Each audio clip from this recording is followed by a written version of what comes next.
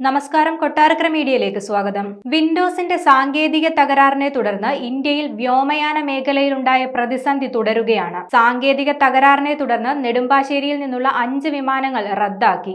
Mumbai, Bhubaneswar, Hyderabad, Chennai എന്നിവിടങ്ങളിലേക്കുള്ള IndiGo വിമാനങ്ങളാണ് റദ്ദാക്കിയത്. വിദേശ രാജ്യങ്ങളിൽ നിന്ന് ഡൽഹി വഴി കേരളത്തിലേക്കുള്ള യാത്രക്കാരും ഡൽഹി ഉൾപ്പെടെയുള്ള വിമാനത്താവളങ്ങളിൽ കുടുങ്ങിക്കിടക്കുകയാണ്.